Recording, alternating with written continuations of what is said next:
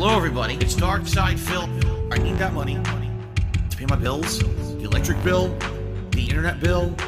Stupid fucking trolls, man. I just want to chill. I rock back and forth on the X and Y axis.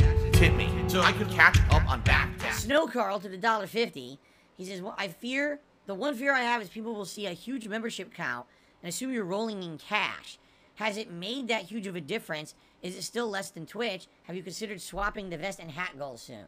I mean, I don't like talking about money matter-of-factly, but I've already explained to you guys how this works, okay? My memberships here on YouTube cost $3.99 United States denomination. I don't know what they cost in local currency for you if you're not living in the United States. I guess YouTube kind of converts it or scales it. Essentially, I make, on any membership I get on YouTube, I make just slightly less than what I was making over on Twitch. On Twitch, it was always 50-50. So you paid $5 for a sub, Twitch keeps $2.50, I keep $2.50. That's how it worked over there, okay? Here, the split's a little different. It's more favorable towards the content creator. So, for example, if you do a $4 membership, I make more than $2 per membership. It's not 2 and 2. It's like they make like $1 something and I make 2 something. YouTube gives you a more favorable cut, all right, which is good. That's a nice thing, obviously.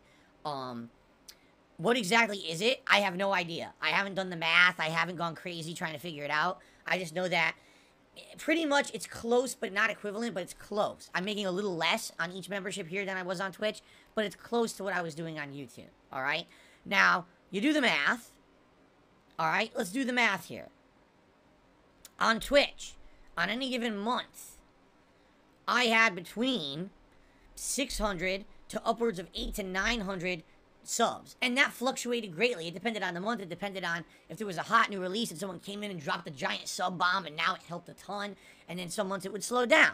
But by the time that I was done there, about a year ago, I had around 800 subs. That's just guessing. I know I was up and down, but it was probably around 800 subs, all right? Right now, I have 500 memberships here on YouTube, okay?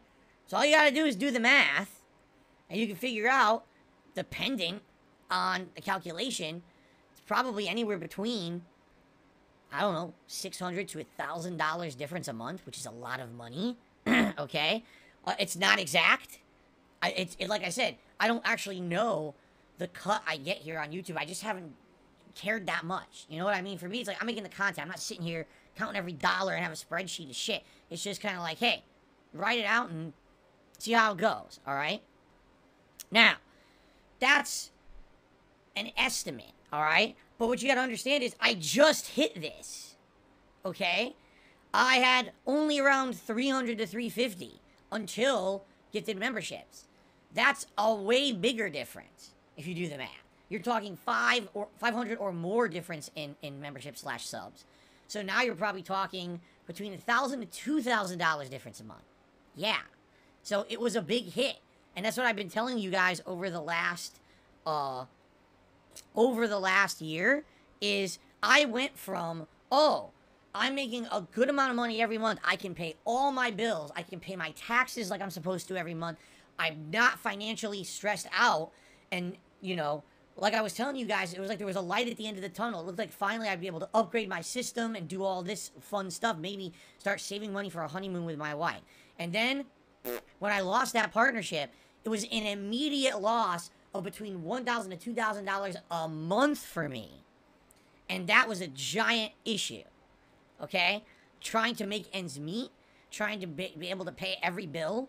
And, you know, that's what I mean. Like, and by the way, what ended up happening over the year was even worse. If you guys remember, I told you, because of identity theft and other things, there was a major thing that happened in early fall where I defaulted on a bunch of my financial obligations because all my money was frozen. And so now not only was I making less and barely making ends meet, for a whole month, everything didn't get paid. And then I had fees and basically all these kind of fucking things I had to pay to fix that. That just compounded the issue on top of that. Okay? This is a major, major problem. All right? And so here we are a year later, and here's what I can tell you. All right?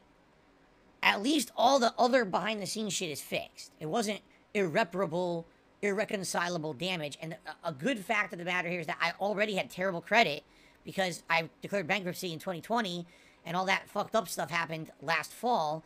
So at least it didn't destroy my credit. My credit was already destroyed. So it didn't actually affect it negatively because it already was bad. Okay, I mean, that's not good news, but still, it's not like nothing was ruined. It's just, it really put me in a bad way financially, again, on top of compounding the issues. All right? So now, this whole year I've been working to build up this YouTube channel, right? And to some extent, that's been successful, right? Subs are up, views are up, engagement is up, all this stuff is up. It's on a growth trajectory, which is a good thing. It's a very slow growth trajectory, but it's undeniable that there's a growth trajectory, all right?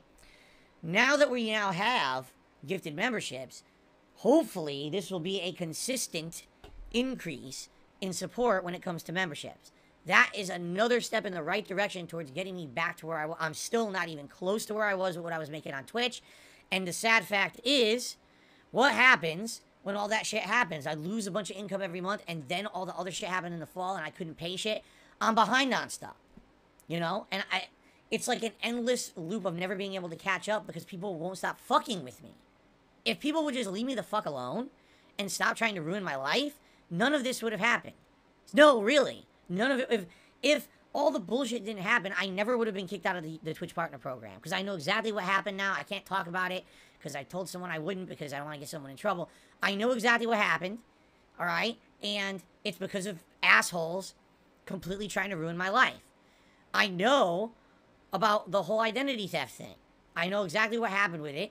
It's people trying to ruin my life.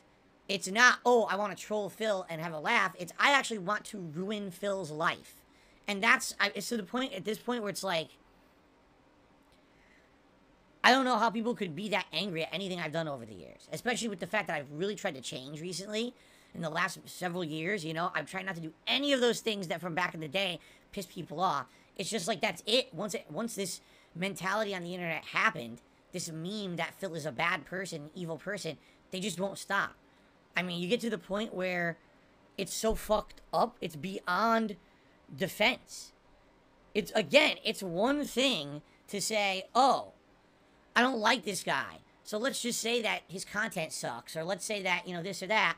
It's another thing entirely to break laws, to commit crimes against me constantly, which is what has been happening. That's why I'm in the position I'm in. I'm telling you, if the partnership was not lost last year, and if the identity theft didn't happen, I would be probably in a good position right now. Seriously. But again, I'm on a success trajectory, so they commit crimes to fucking ruin that for me. There's no defense against it. I don't know what to do. You know, how do I stop myself from people committing crimes against me? I just don't know, alright? So, it sucks. And what I would say is this. Thank you to everyone for your ongoing support, for sticking in there.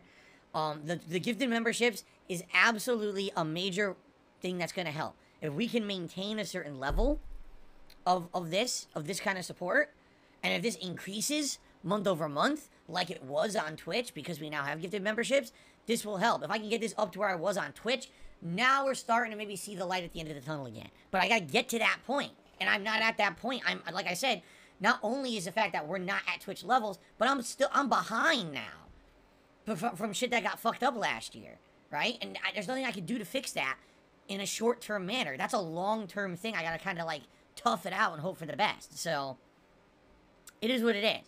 All right. That's really all I have to say about it. You know, I wish that I could say more positively or spin it more positively. I can't.